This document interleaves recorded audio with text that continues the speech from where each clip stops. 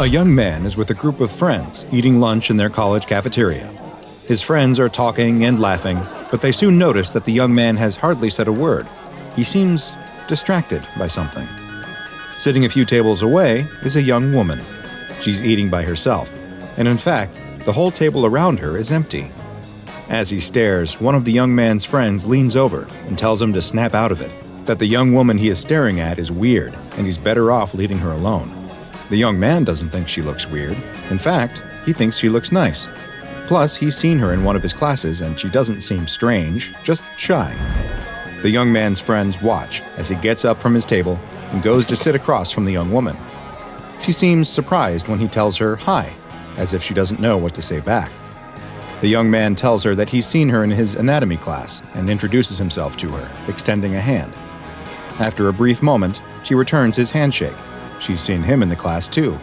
The two start talking, having one of those awkward first conversations that happen with someone you like.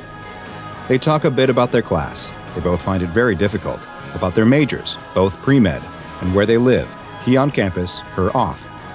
The young man needs to get going to his next class, but he asks if she wants to study together sometime. She seems hesitant, but then agrees to at least exchange phone numbers. The young man walks away from the table with a big smile on his face. That night, the young man is studying in his dorm. His roommate asks him if he wants to come with him to a party, but the young man tells him no, he has a big test coming up and he needs to focus on it. His roommate leaves and he checks his phone for the 100th time that night. Still no messages. Just as he sets it back on his desk though, it chimes. There's a text, and it's from her. "This stuff is really hard. Do you want to study together?" The young man is excited. Of course he wants to study together. Where? Her apartment? Great! The young man doesn't waste any time, grabs his jacket and his books, and heads out. It's starting to snow lightly as he bikes to her apartment, which is a couple miles off campus. He's feeling a little nervous as he locks up his bike and walks to her door. He knocks, and the door opens. There she is, the young woman, looking just as nice as she did in the cafeteria. The young woman shows him into her apartment. She offers him a glass of wine before they sit down and get to studying. In between quizzing each other on the human circulatory system, the two chat, getting to know each other a little better. Eventually, she tells him that she has something she needs to ask him. She wants to know if he thinks she's weird. The young man is taken aback and answers no, not at all. She tells him that she knows it sounds stupid, but when she was younger, a rumor went around her school that she was some kind of witch. She didn't know if maybe someone from her childhood was still spreading that story around. The young man hadn't heard that, but he wanted to know why someone would think that. Because you do dumb stuff when you're a kid, she tells him. You read about a ritual in an old book and try it just for fun. Nothing happens, of course, but don't tell anyone that you tried or you'll never live it down. They look outside, and the snow has really started to fall. It's getting late, too. Does he want to stay the night? The young man would love to. The bike ride back to campus will be much easier in the morning. She tells him to wait just a minute and goes into her bedroom. The young man is nervous. He's never been in this kind of situation before, if it even is a situation at all. He's never had a girlfriend or even kissed a girl before. Could tonight be the night? The bedroom door opens, and the young woman comes out with blankets and pillows for the couch. She tells him to make himself comfortable, and she'll see him in the morning. The young man is disappointed, but what did he expect? She just wanted someone to study with. It was dumb of him to think that she might like him just because he had a little crush on her. Maybe they'll be great friends, though.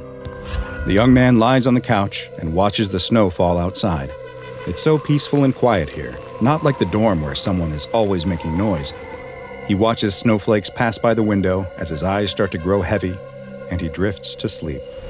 What was that? The young man jolts up. He could have sworn he heard something. He listens, but now there is only silence. He lies back down and closes his eyes. It must have been a dream. No, there it is again.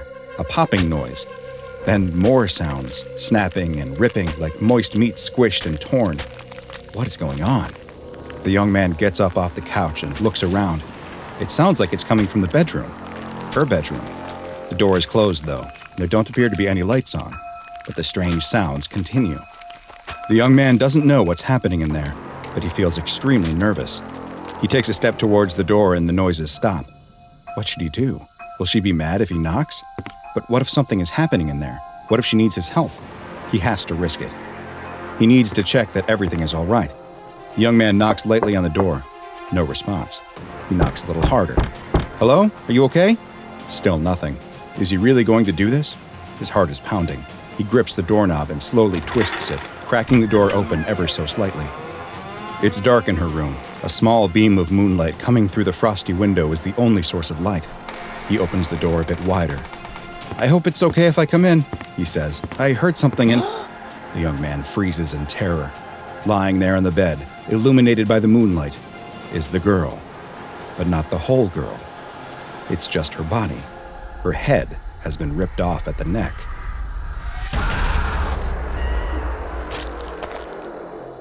Unfortunately, this student will never get ahead in his anatomy class, because even something as innocent as a study date can turn bad quickly when your partner is the strange and dangerous creature which many refer to as the Penanggalan, but is better known to the SCP Foundation as SCP-1060. SCP-1060 is the designation given to the human female, both body and head included, who answers to the name Adila. In interviews with the subject, she has reported her age as being 22 years old, and she is fluent in the Malay language, with some additional proficiency in Malaysian English, which is a form of English that, unsurprisingly, combines elements of British English and Malaysian. The subject has told interviewers that she is trained as an obstetrics nurse, also known as an OB, a type of nurse that specializes in helping to care for women and fetuses during pregnancy, labor, and childbirth. It would seem at first glance that SCP-1060 is a completely normal young woman, and that is true, but only during the day. At night, SCP-1060 undergoes some rather strange changes to her physiology.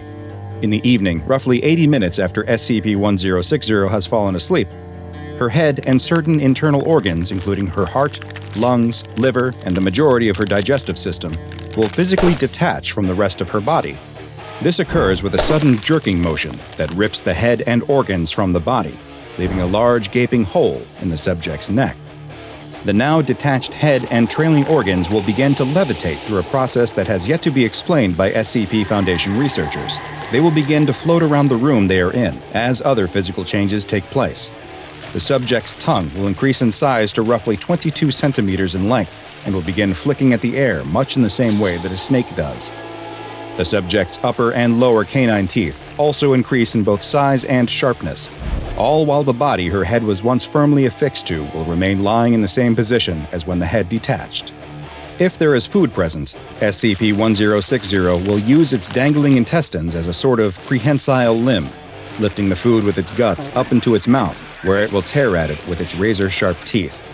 Once it is finished feeding, the disembodied head will dip its exposed organs into a tub of rice wine vinegar. Exposing the organs to the vinegar has an immediate effect, causing them to shrink in size, such that they will then fit into the exposed neck hole on the waiting, headless body and can be stuffed back into the body cavity. The head then appears to seamlessly reattach itself to the body. The tongue and teeth return to their normal size, and no signs remain that the head of this body was just floating around of its own volition moments ago. SCP-1060 claims to have no knowledge that any of this takes place, insisting that she sleeps quite normally.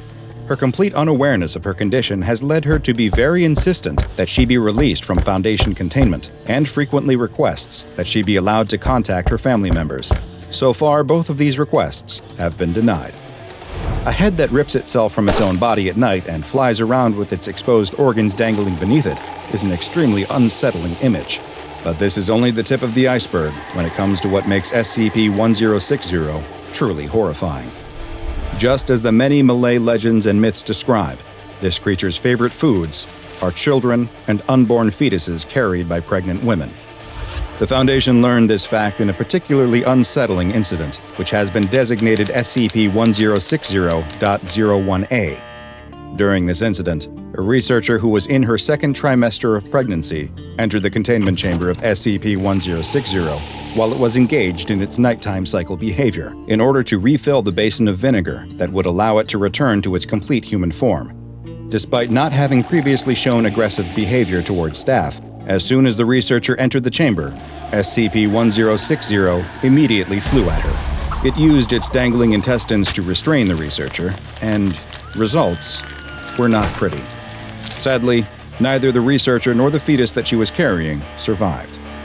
Following this incident, the containment procedures for SCP-1060 were updated to specify that members of staff who are pregnant or suspect that they may be pregnant are not allowed into the containment chamber during its nighttime cycle. While the origins of SCP-1060 and just how this young woman came to possess these anomalous properties are unknown, there are numerous tales, most originating from Malaysian folklore, that describe a creature that is quite similar. Known as the Penanggalan, it is a creature akin to a vampire, though with one key difference. This monster chose to become what it is. Malaysian myths tell of a method some women use to become Penanggalan, where they will meditate while taking a ritual bath in vinegar. Their entire body must be submerged except for their head, and through a black magic process, they gain the ability to have their head detach from their body and turn into something that looks quite similar to SCP-1060. Some modern interpretations of the legend describe it not as a choice, but as a curse, or as the result of breaking a demonic pact, but they all have the same result for the woman in question. As SCP researchers continue to look into this bizarre and quite dangerous anomalous entity, she is kept contained in a humanoid observation and detention cell at all times in Site-33. While she is in her complete human form during the day, she is given food from the on-site cafeteria, but during her nighttime phase, she is provided with 0.8 kilograms of human placental material, and she is to have access to a basin that contains at least 4 liters of rice wine vinegar.